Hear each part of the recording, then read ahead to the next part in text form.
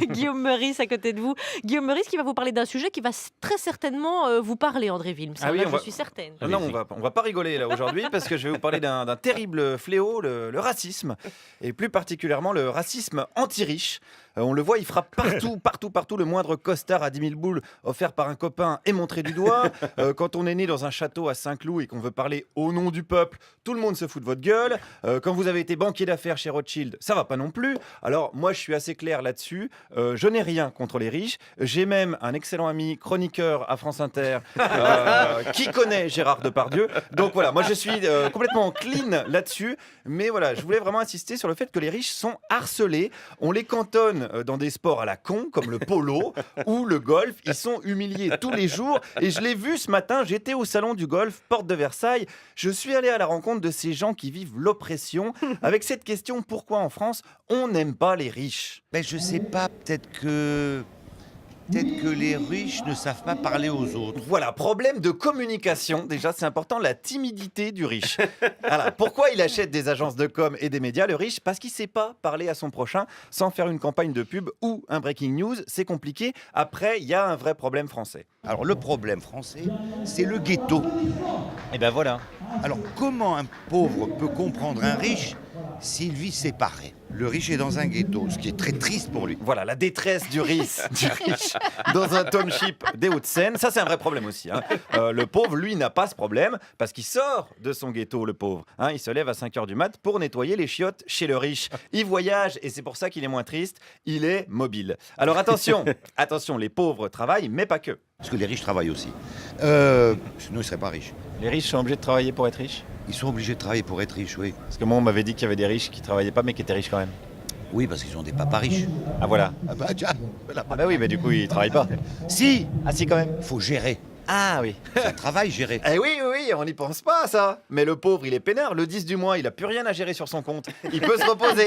Voilà, le riche travaille. Le riche, il doit couper le son de son jacuzzi pour écouter Jean-Yves Courcial en direct de la Bourse de Paris. Il bosse tous les jours, le riche. Alors après, il y a d'autres raisons pour lesquelles les riches sont mal aimés. Parce que la réussite de l'autre fait peur et que ça gêne. Et alors pourquoi, la question? Et oui, pourquoi Je ça ne fait sais peur pas. et pourquoi ça gêne? Pourquoi tant de haine? La convoitise, l'envie. Là, je suis déjà dans 2 des 7 péchés capitaux. Convoitise, envie. Le pauvre est un pêcheur.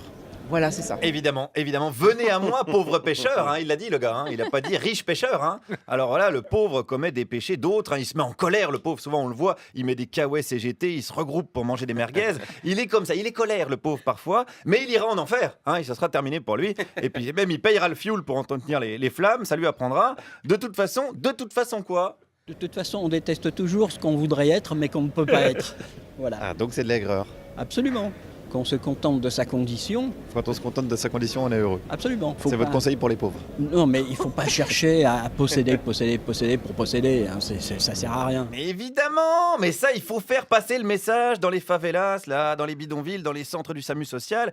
Bon, vous avez 3 cartons de boîtes de conserve, et tout va bien, les gars. Posséder pour posséder, ça sert à rien. Un qui va bien aussi, je vais vous le dire, c'est Marc Assous. Marc, c'est le patron du salon du golf, et c'est un personnage, comment dire, haut en couleur, quoi, qui n'a pas sa langue dans son slip. Il a un avis sur la question des différences riches-pauvres. Quand on voit une belle bagnole, on dit « Oh là là, qu'est-ce qu'elle est belle la bagnole !» Mais le problème, il n'est pas là.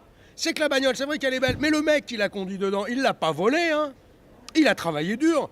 Alors, ses parents ont été intelligents à ce gars-là. Ils lui ont payé des études, il est devenu médecin, il est devenu archi, il a fait un beau métier, une profession libérale, il travaille dur. Peut-être que ses parents étaient riches aussi, ça se trouve. Le problème, il n'est pas là. C'est que les gens en France aujourd'hui, quand ils voient une belle bagnole passer, ils sont contents de voir la belle balle. Mais il y a un sentiment, quelque part, où ils sont un peu jaloux. Ah, le pauvre est jaloux, il a raison, Marco.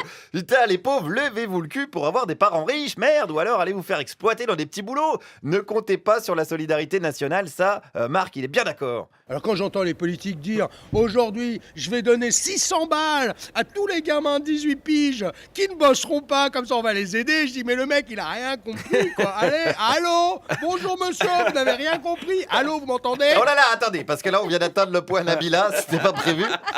Nabila, excellent exemple de personne payée une fortune à rien foutre. Beau symbole de l'époque. Bravo à elle et stop au harcèlement des pauvres riches.